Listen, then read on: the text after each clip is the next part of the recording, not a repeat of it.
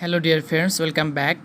In this video I am showing you how to fix VMware install problem.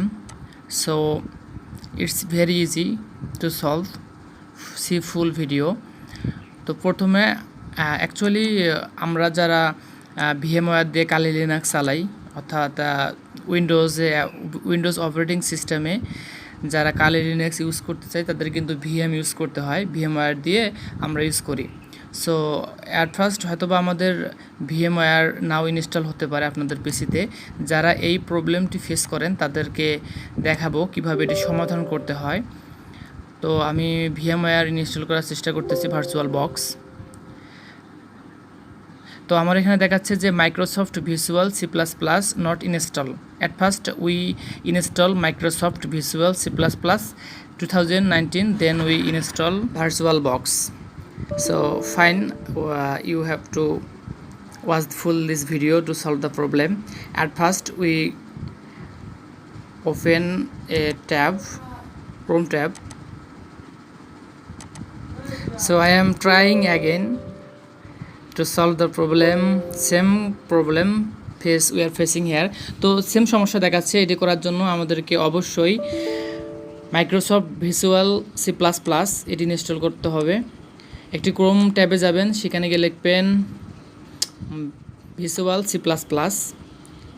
Latest support. প্রথম যে সাইটে আসবে ওখানে ওপেন করবেন, দেন একটু নিচে যাবেন, এখানে দেখবেন যে আপনারা লিঙ্ক দেওয়া আছে ডাউনলোড করার, architecture and link.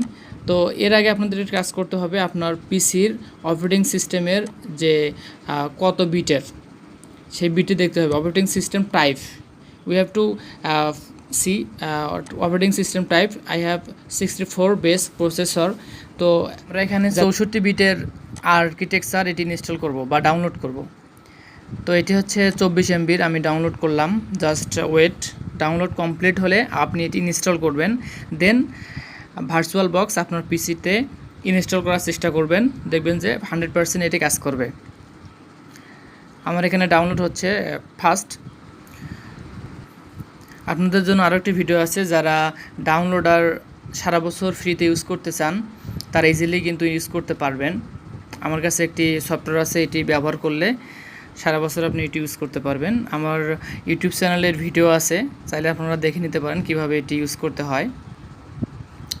So download complete. Now I want to open this app.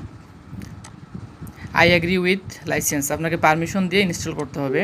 তো আমি কিন্তু মাইক্রোসফট ভিজুয়াল C++ 2015 এবং 2022 এটি ইনস্টল করতেছি। আমার এখানে 64 বিট প্রসেসর। যাদের 64 বিট তারা 64 বিট নেবেন, যাদের 84 তারা 84 নেবেন। ইনস্টল এবং রিস্টার্ট করতে বলতেছে। তো রিস্টার্ট ইউর পিসি, রিস্টার্ট করবেন, দেন ইনস্টল করবেন, 100% কাজ করবে। Thank you so much.